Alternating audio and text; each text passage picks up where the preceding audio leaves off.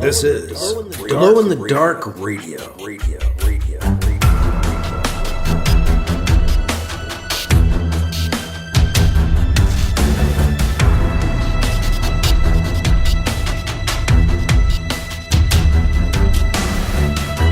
The science fiction podcast with original independent science fiction written and performed by Mike Luoma, with music by Kevin MacLeod.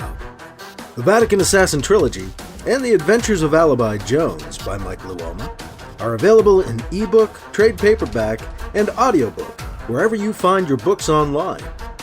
Get links and details at glowinthedarkradio.com.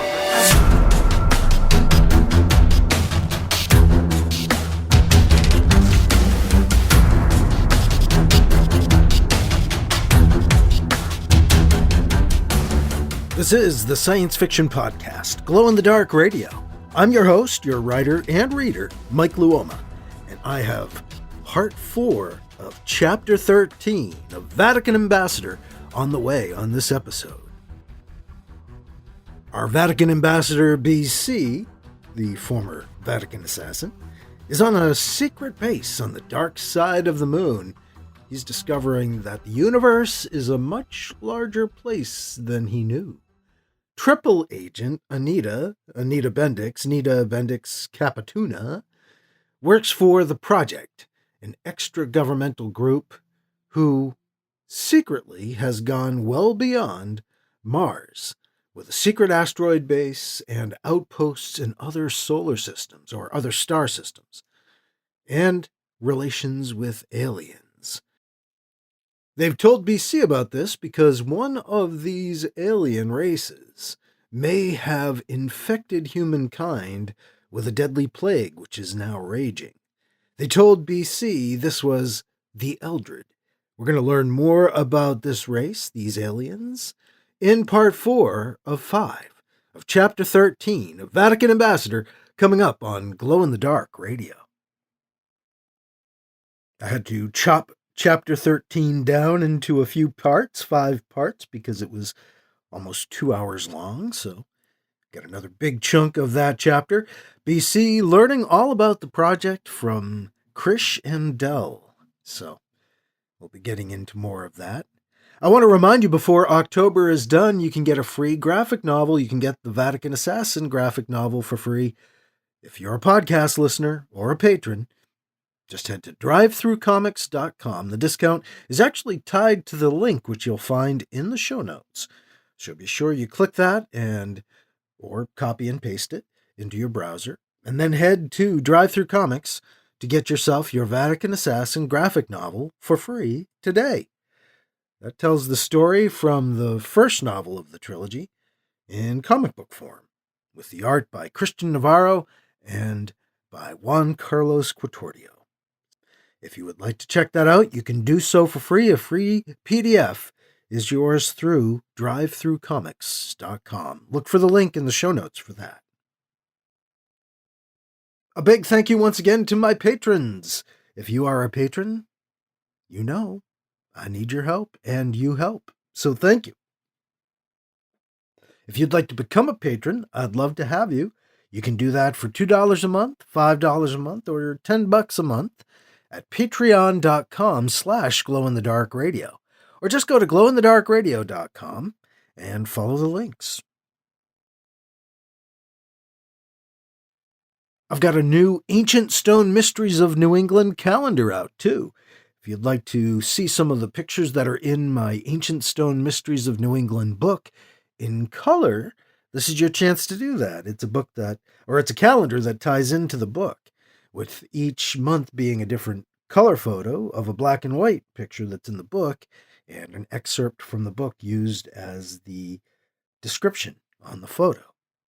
So if you'd like to find out more about that, just go to ancientstonemysteries.com and look for the calendar.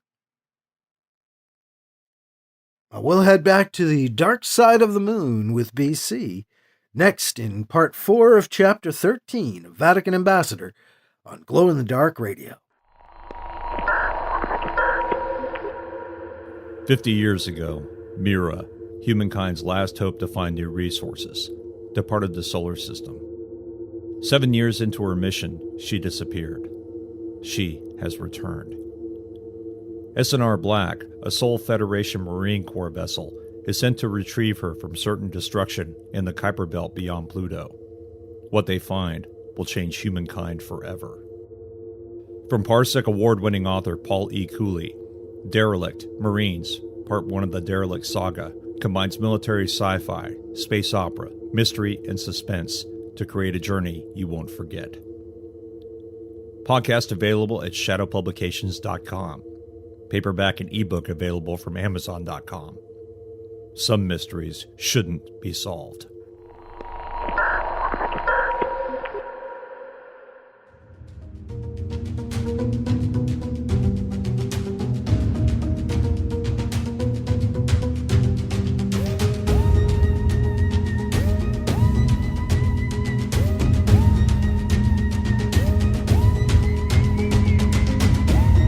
Now here's part 4 of Chapter 13 of Vatican Ambassador on Glow in the Dark Radio.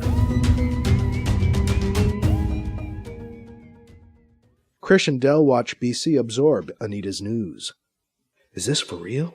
Eldred, Flays, Domo, Do-Re-Mi? Anita said she'd already told you the plague was non-terrestrial, Del confirms with BC, who nods. We thought it might be the UIN, BC tells them. Yeah, and they thought it was you. Big surprise there, Krish snorts. They know about the UIN? How? More spies? More triple agents? Nice, Del says.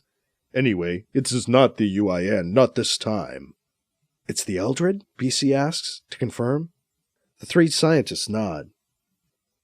Are these Eldred all-powerful aliens? He asks them. We don't know, Anita answers.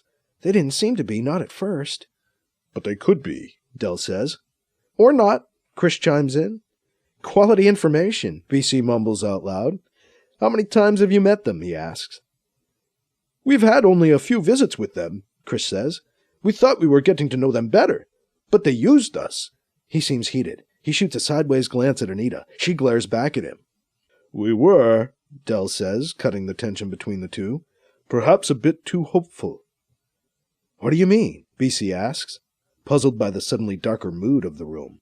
No one answers him. The room is silent. Huh, BC grunts.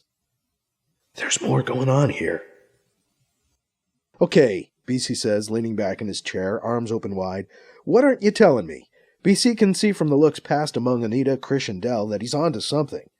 Krish and Del stare at Anita. She looks back at BC, and then back and forth between Krish and Del, then back at BC. He can see the anguish in her eyes. Finally, she speaks. We brought one of the Eldred to the moon, she tells him, where he probably infected the members of the conference. Whoa, this is big. This is major. I did see her there. So then, this plague is your fault. BC throws down the accusation. I can't believe it. You're telling me you helped an alien race kill us all. That's fucking brilliant. You guys really smart. God save us from the scientists. Geesh, Krish reacts first. How do you really feel? We didn't all agree that the Eldred should be allowed to travel here, Del says. Anita shoots a look at him, but Del stands his ground. It's Anita's fault, if it's anybody's, Krish offers. What? BC and Anita ask in unison. You're in charge here. That makes it your fault. Plus, we did it your way, Krish says to Anita. She knows it's her fault, Krish says, turning to BC. That's why she dragged your sorry ass into this. Krish smiles at his Sherlock Holmes turn. Shows you just how desperate she is. Anita tries to explain and defend herself.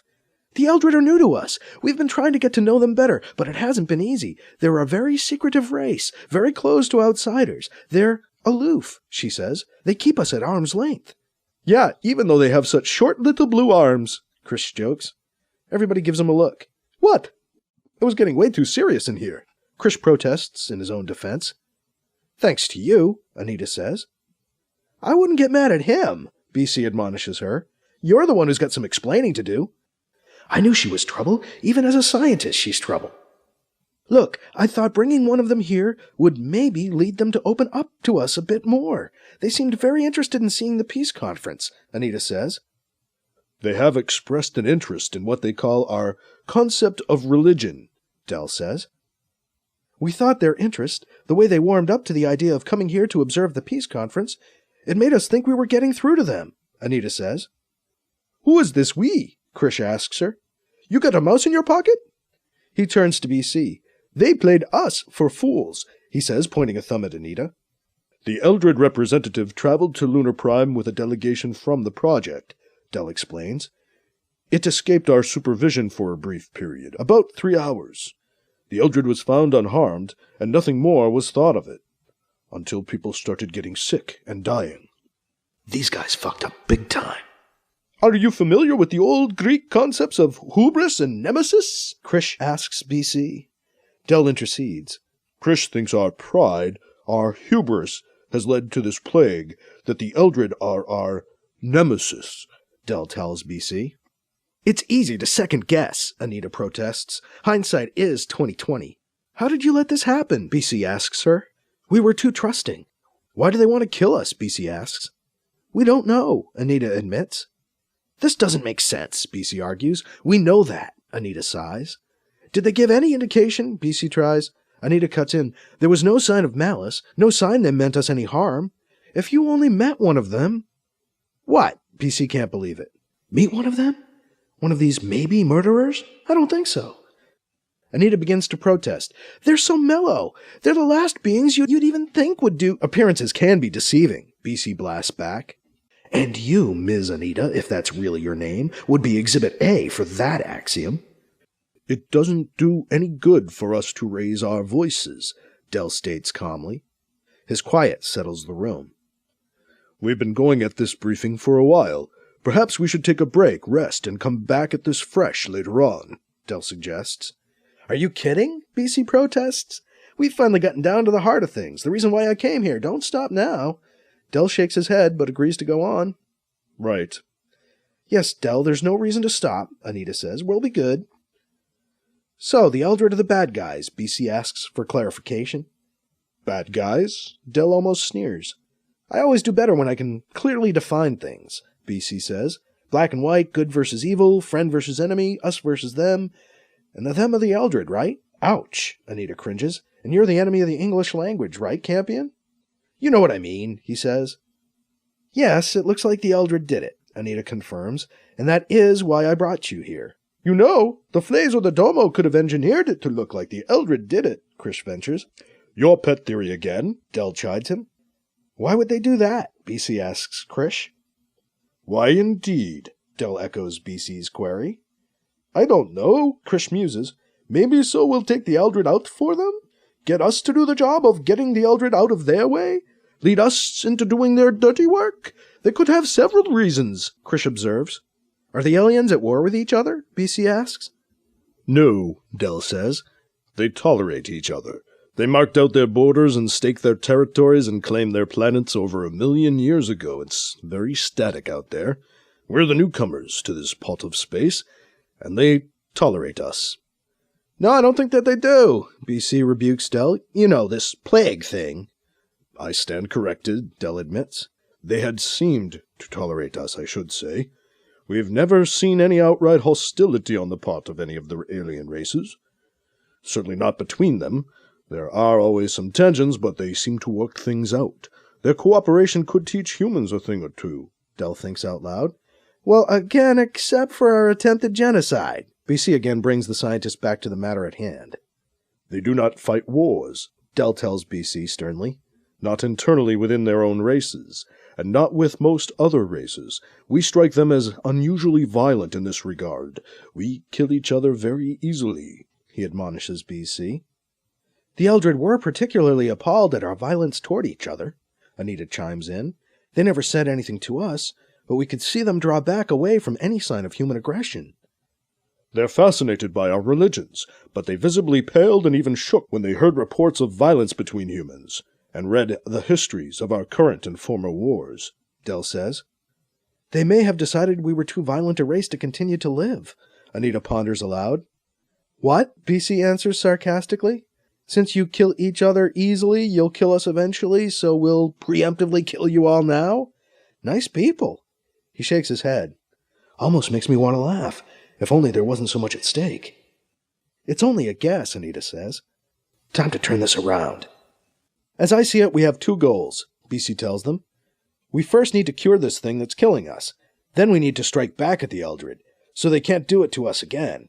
Confirming their suspicions, Krish says, that they were right to fear us. Wrong, BC snaps at him. They changed the rules when they fucked with us first. Careful, BC. We don't yet know the extent of the Eldred's holdings, Anita cautions. We've been to several of their outposts in the area, and what they consider outposts look to us like full-fledged colonies. I always felt we were only seeing the tip of the iceberg, if you know what I mean. I don't, BC admits. I mean, they're big, BC, really big, she says, shaking her head. We have no idea how many they are in number, but we know that they outnumber us humans on a nearly infinite scale. She closes her eyes and whispers, It's not a war we can win. Why do we know so little? BC demands of them. Because we've only just begun to get to know them, Anita protests. Yeah, too bad then that we'll have to kill them, BC cracks. Nobody laughs. You know, this could be a good thing, BC says. How? No way. I don't think so. Okay, hear me out, BC tells them. If the public finds out we're facing an alien enemy, maybe the human race can unite in the face of a common foe. Fighting aliens might make other humans seem, I don't know, a lot less alien, I guess, BC observes. Maybe this is something that can unite the human race. That's an interesting yet twisted way to look at it, Krish answers first. We could use the help, BC says. We haven't been able to do it by ourselves. There is one more thing, Del says. Isn't there always? BC sighs. After the Eldred agent returned from his disappearance, he was strangely relaxed, Del tells him. He had seemed tense up to that point, although it can be hard to read alien body language. Actually, the Eldred act a lot like us, Krish says. Body language-wise, I mean. We'd always observed this tension in them, as a race, ever since we first met them, Anita says. We thought it was just the way they were, but after he came back from disappearing, the Eldred who had come with us to Lunar Prime was almost carefree. It was weird, she says. She looks from Krish to Del, then back at BC. So, that pretty much does it, she tells him. Now you know everything we know. She smiles. So, she says, turning to BC, do you want to head out to the asteroid base tonight, or wait until tomorrow morning? What? To the asteroid base, BC manages to say, though stunned. You mean we're going out to... Well, yeah, it's the next logical step, Anita says, cutting him off.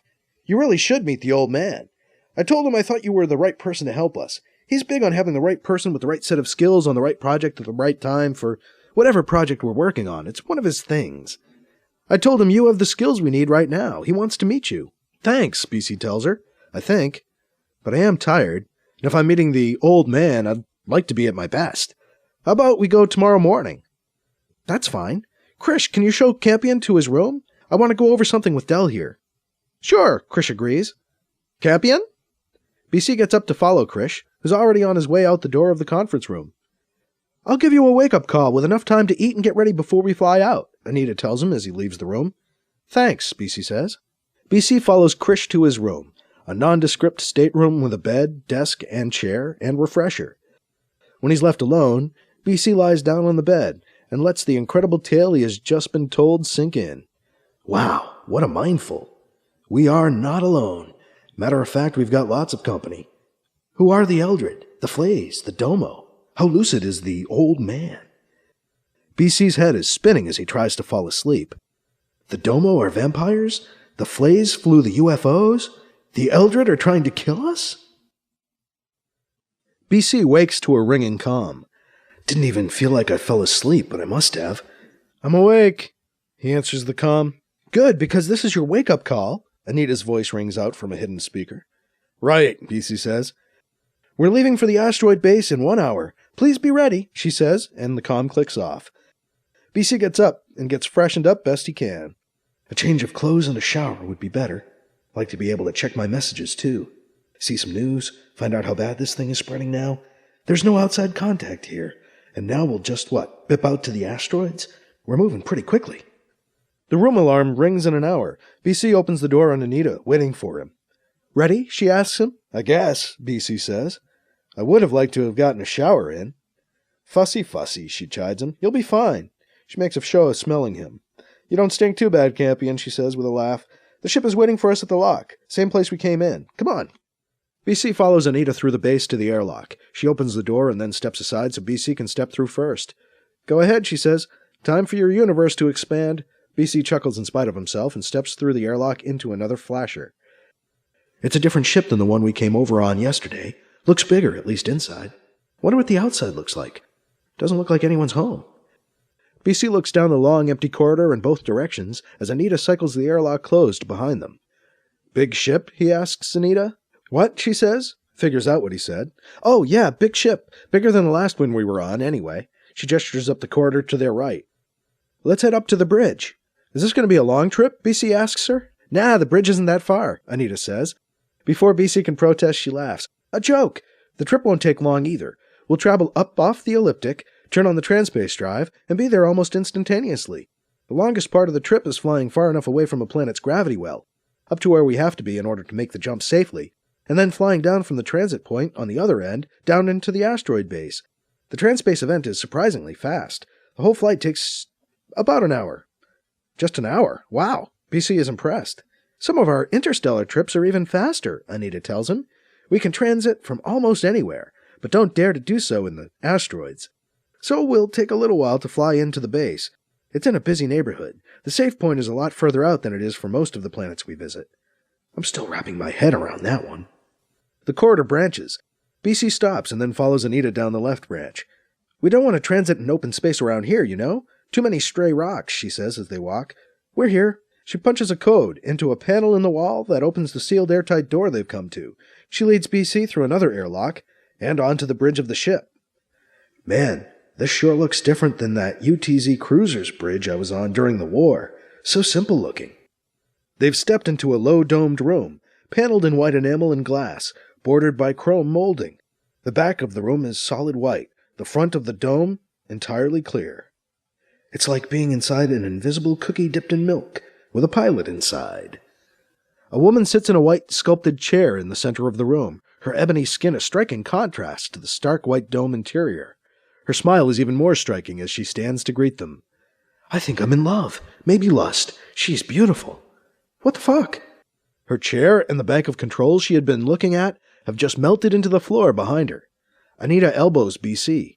Is that cool or what? Oh, stop leering at her, she chastises him. Welcome aboard, Anita, the woman says. Is this Ambassador Campion?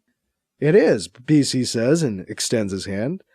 Bernard Campion, this is Sentia Williams. She'll be our pilot. Sentia, this is BC. BC? Sentia asks. My friends call me BC, he says. I hope you will too. You're quite a charmer for a priest, Sentia says. NCC reform and all, we're all pretty loose these days, BC quips. I see, Sentia says. Anita doesn't say anything. The bridge grows quiet. It's quiet, BC observes. I like it that way, Sentia says. BC looks around. I like the way your chair melted into the floor layer like that, BC says awkwardly, trying to maintain the conversation and break the silence. Alien tech, he asks. We came up with that, Anita and Sentia say practically in unison. The project, Anita explains further. Pretty cool, BC says, nodding. Does the ship have any weapons? He asks Sentia. Sure does. I like it that way, too, she says. Where are your gunners? You're looking at them. You? Me. I can do everything from here. Guns, conventional drive, and transpace drive. It's all at my fingertips, she says proudly. But this is a big ship, BC protests. Is it? Maybe by your standards. But we've had the time and developed the tech and incorporated the tech we found on the alien base and on other worlds. Makes this big ship seem pretty small. And you should see some of the Flays vehicles if you want to talk big. Really? Oh yeah, Sentia assures him. Well, you two ready to rock? She asks. Sure, where do you want us? Anita asks her. Hold on a sec. She turns and waves her arm. Her chair and the console melt back up into existence. She leans over and presses a series of buttons in the arm of the chair. 2 more chairs melt up into place behind Sentia's. Have a seat, she says. Cool. BC can't help but say it as he walks over to his seat. Anita sits down next to him. I guess we're ready, Anita says. Good. We've been moving up off the plane, and we'll be transiting soon, Sentia tells him over her shoulder. BC can see her tapping at the console in front of her. Then she sits back. BC feels a lurch in his stomach. He hears and feels a low rumble. How long until transspace? BC asks after a few seconds. Now, Sentia says. BC waits. Nothing? When are we going? He asks. We just did, Sentia says. Wow, BC says in admiration. I'm good, Sentia says. BC can hear the smile in her voice. And now, she pauses for a second, we're here. At the base? BC asks, puzzled. No, at the transit point near the base. I've got to fly us into the base itself. BC feels and hears another low rumble. We'll be there in about an hour, she says. I told you that, Anita says to BC. It's still good to hear it from the pilot, BC says. Travel by flasher, who would have thunk it? Oof! BC gets jerked to one side as the ship lurches. Damn, Sentia says to herself. Sorry about that, she says back over her shoulder to BC and Anita. Just a little bumpy in the roids. You know what they say, she says, and she and Anita say it out loud together. Roids are a pain in the ass. What, is that the ship's bumper sticker? BC jokes. No stickers on my ship, Sentia says way too seriously. So sorry, BC apologizes. I was joking. Can't talk now, Sentia says. Gotta dodge the rocks. BC watches out the clear screen in front as they dodge through the rocks for about an hour.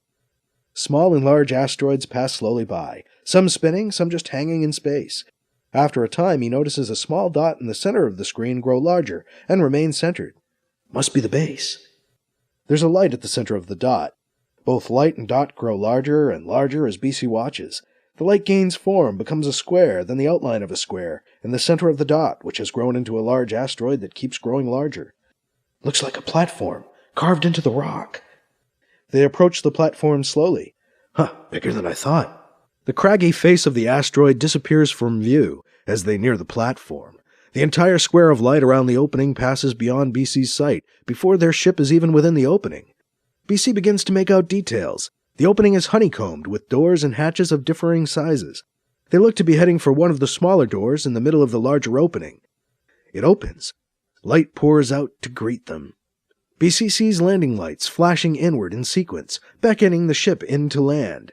Sentia brings them in slowly, smoothly. They touch down with just a small thump. Thank you for flying the Sentia Express, Sentia says with a chuckle. Off you go. They're sealing a walkway up to the door you came in through as I speak. They've been expecting you, of course. Thank you, Sentia, BC says. It was a pleasure to meet you, and a wonderful flight. Aw, cut it out, she says. Yes, please, do. Cut it out, Anita says menacingly. Better stand up, you two, Sentia rebukes them. I'm about to make your chairs go away. BC and Anita both snap to their feet as Sentia chuckles some more. The chairs melt away into the floor. After you, BC says with a sweep of his arm. Anita shakes her head. Give me a break, she says with a touch of exasperation. I've got to go first. You don't know where you're going. Don't even pretend you're a gentleman. Fine, just go ahead. Just go already, Sentia says to them. They make their way back through the ship's corridors and out through the airlock, then cross the walkway into the base itself. The number of people and the bustle of the place strike BC immediately. Wow, there are people everywhere. It's like Lunar Prime in the good old days. Makes their moon base look completely deserted. Hey, where'd she go? BC, Anita calls to him through the crowd. She makes her way back to him. I thought you were right behind me. Come on. Sorry, a little distracted, BC says. She turns and heads back into the crowd. BC follows close behind. Who are all these people? She heads down a hallway, turns a few corners. She walks quickly. BC keeps up. The crowd thins as they walk into a quieter area. This is the residential area, Anita tells him as they walk. They set up a room for you nearby. She gestures ahead to their right. This part of the base looks like any hotel on Earth, the moon, or in orbit. Anita stops in front of a room on the right whose door is ajar. Here we are, your room, she says. Get some rest, freshen up, and relax. I got word on our way here that the old man isn't up for visitors today. You'll meet him first thing tomorrow. Tomorrow? I thought he was waiting to see me. He is. He's waiting until tomorrow to see you. Tomorrow. He's an old man, BC, she explains. Gotcha. I understand. What am I supposed to do in the meantime? And I need to let the Vatican mission know I'm going to be away longer than planned. Anita spreads her arms out in an over-dramatic gesture of welcome. Freshen up and relax. Your room, sir, she jokes. We'll send word to your secretary that you've been delayed, okay? She asks. BC shrugs. Fine. He walks into the room. No windows, huh? You're deep inside a rock, Anita says. Not much to see. Point taken, BC agrees. An awkward silence ensues. BC breaks it, awkwardly. Do you want to come in? Anita blushes. No, I mean, I can't, she stammers. Not right. I've got to check in, and there's stuff I gotta go, she says. She quickly turns and closes the door behind her on her way out. That was weird. Didn't think there was anything between us. She's cute in that rugged sort of way, I guess. Didn't really notice her eyes till just now. Beautiful brown eyes. And she blushed. I swear she blushed. What's that about? Not that anything is normal anymore. A secret base in the asteroids, super ships, alien races, killer plagues, and the way she looked just then. Stupid. Let's not be stupid, BC. Remember, she did try to kill you. I always fall for the dangerous ones. Talk about stupid. Well, they've got full facilities at least. All the amenities of home. High tech and high class. Might as well take a shower, get some rest, and get ready to meet the dead legend that ain't so dead after all. I can't believe I'm going to meet Van Kilner.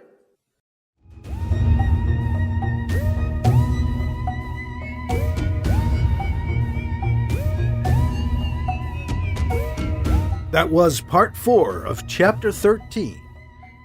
Part 4 of 5 of Vatican Ambassador on Glow in the Dark Radio. Well, BC has gone from hearing about the project and their secret asteroid base and discovering Von Kilner was still alive to now traveling out to that base to meet the man himself. And he will on our next episode of Glow in the Dark Radio. Hope you'll be back for that. Once again, just a few more days for you to take advantage of getting yourself the free graphic novel in PDF form of Vatican Assassin. That's Vatican Assassin, the graphic novel, art by Christian Navarro and Juan Carlos Pretordio, available for free through DriveThruComics.com. Just look for the link in the show notes, follow that link, or copy and paste it, because the info in the link is essential to getting yourself that free copy of the graphic novel. And again, thank you to my patrons. Thank you, if you're a patron, for helping me keep the show going, keep the gas in the tank, as it were. If you would like to become a patron and help with the show, just go to patreon.com/glowinthedarkradio, or go to glowinthedarkradio.com or mikeluoma.com and follow the links to Patreon. You can do that for $2, $5, or $10 a month, whatever it might be worth to you. And of course, you don't have to support anyway. That's just if you feel inspired.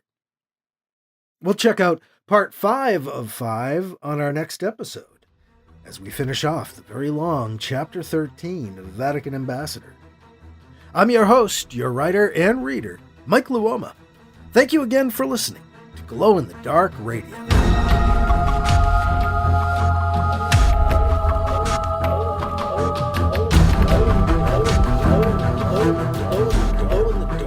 Glow in the Dark Radio.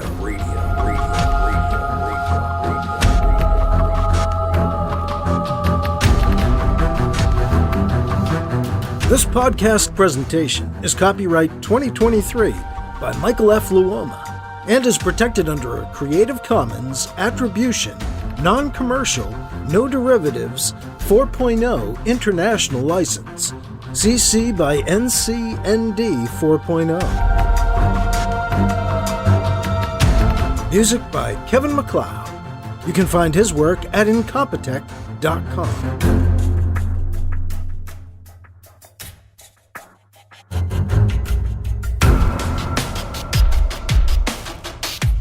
Mike's books are available in ebook, paperback, and audiobook, wherever you find books online. Get links and more details at glowinthedarkradio.com and mikeluoma.com. This has been a presentation of Glow in the Dark Radio.